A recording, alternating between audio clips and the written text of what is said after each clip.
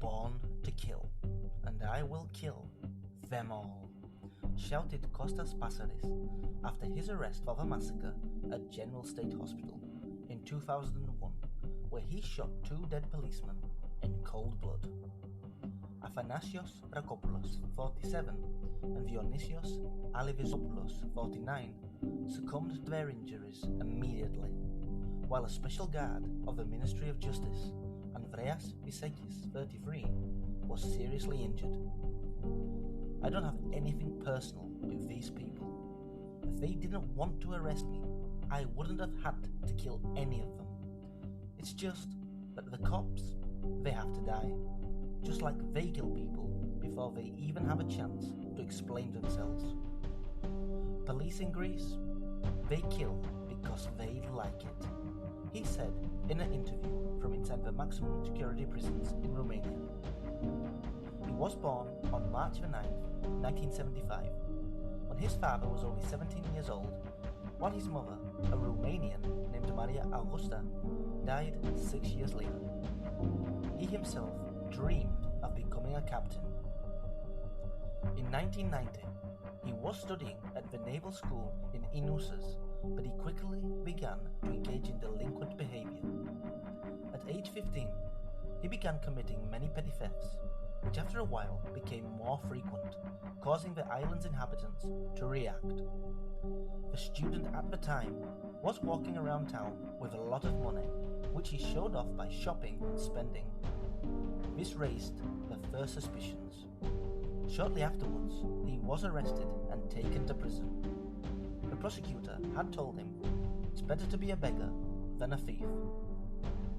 He took the judge's advice and did not hesitate to beg, even when he didn't need the money.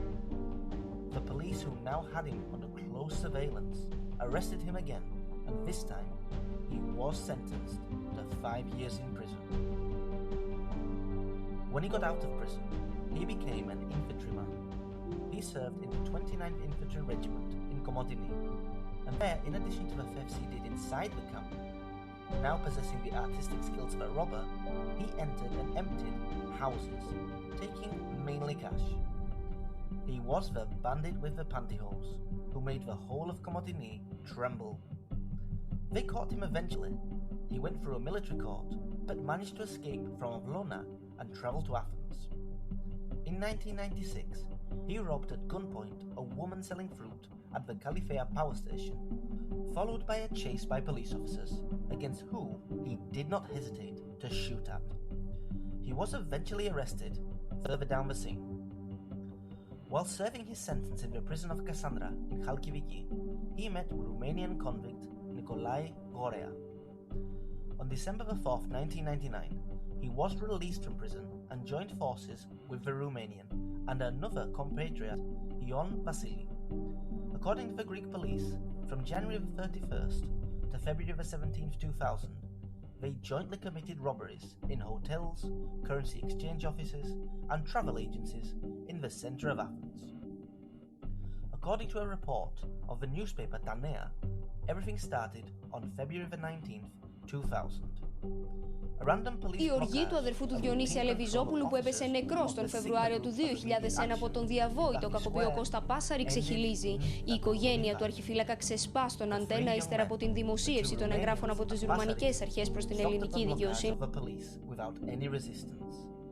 But they were determined, however, to turn the street into a battlefield. With automatic weapons, they fired at the officers of a patrol car, firing shots in bursts.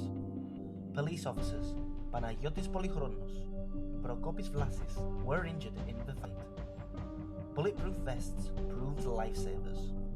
The Romanian Ion fell dead on the street, however, while Passaris and his friend Goreas escaped arrest. The perpetrator's details were made known by Passaris himself the next day. Via radio, he claimed responsibility for the attack on the police squad and threatened to take revenge for the death of his accomplice. Passaris had also called the Alpha TV station and threatened the police with retaliation, saying, "I will kill 3 policemen to take revenge." On February the 22nd, the police arrest him, however, in a bar in America Square after close surveillance. Passaris did not have time to use his weapon. During the interrogations, and according to a report, he snitched and named the second accomplice as Goreas, who participated in the bloody fight in Vafi Square.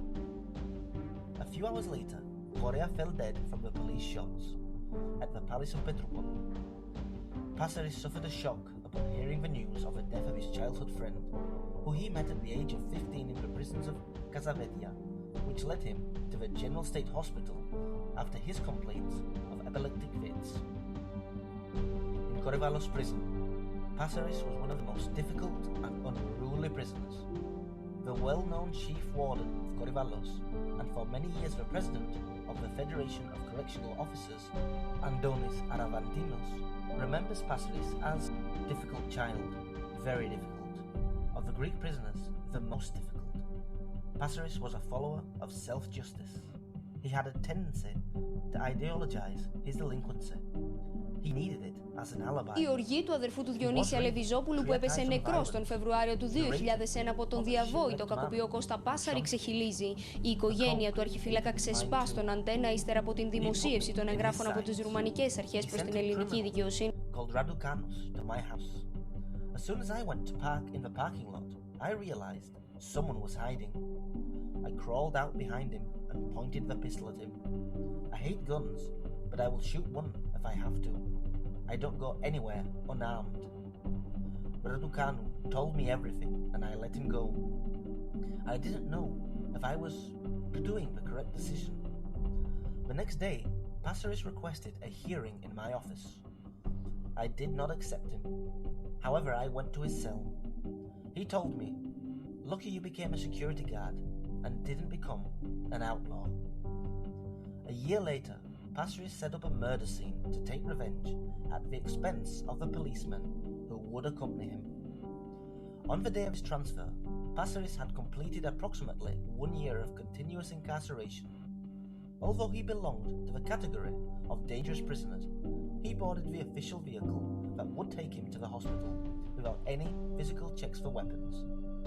Unknown how, Passaris had managed to procure a pistol. A special guard, Andreas Visekis, who accompanied him, describes what happened. I was going forward to log in his details. Behind me followed the prisoner and the 2 chief guards. Suddenly, I hear bang, bang. I turn around. I saw the prisoner pointing a gun at me while wearing handcuffs. Then I felt the bullets hit me, and I don't remember anything else. The 2 policemen fell dead, and Passaris disappeared, running in an unknown direction. Regarding Visekis, who eventually survived, Passaris later said in a television interview, "I'm glad that Visekis survived, because I didn't know he was a prison officer. It was winter, they were wearing jackets, and I had every reason to believe he was armed. At some point he should come out and tell the truth." Η οργή του αδερφού του Διονύση Αλεβιζόπουλου που έπεσε νεκρός τον Φεβρουάριο του 2001 από τον διαβόητο κακοποιό Κώστα Πάσαρη ξεχυλίζει. Η οικογένεια του αρχιφύλακα ξεσπά στον Αντένα ύστερα από την δημοσίευση των εγγράφων από τις ρουμανικές αρχές προς την ελληνική δικαιοσύνη. There they arrest 24-year-old Dimitris Polivoropoulos, a former prisoner, on the spot. During the interrogation, it emerged that Polivoropoulos was not only a former cellmate of Passaris, but they were also roommates. Η οργή του αδερφού του Διονύση Αλεβιζόπουλου που έπεσε νεκρός τον Φεβρουάριο του 2001 από τον διαβόητο κακοποιό Κώστα Πάσαρη ξεχυλίζει.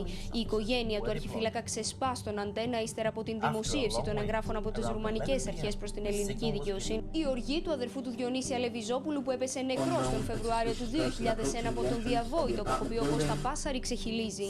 Η οικογένεια του αρχιφύλακα ξεσπά στον Αντένα ύστερα από την δημοσίευση των εγγράφων από τις ρουμανικές αρχές προς την ελληνική δικαιοσύνη. Η οργή του αδερφού του Διονύση Αλεβιζόπουλου που έπεσε νεκρός τον Φεβρουάριο του 2001 από τον διαβόητο κακοποιό Κώστα Πάσαρη ξεχυλίζει. Η οικογένεια του αρχιφύλακα ξεσπά στον Αντένα ύστερα από την δημοσίευση των εγγράφων από τις ρουμανικές αρχές προς την ελληνική δικαιοσύνη. Passaris threw a fake grenade at officers, making them hold back.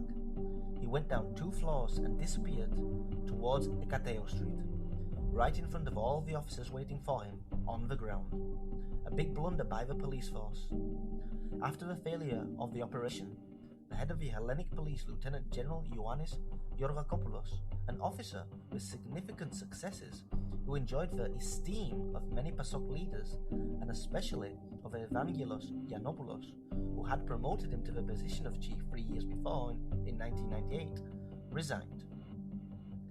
On August 28, 2001, in a pharmacy in Kypseli, Passaris shot and killed 50-year-old microbiologist Maria Safou, while seriously wounding her sister, pharmacist Argyro Christakou, who survived, although being hit with 5 bullets. Passaris in mid-September 2001 escaped with a forged passport to Romania, where he continued his illegal activities with his new accomplice, Popa.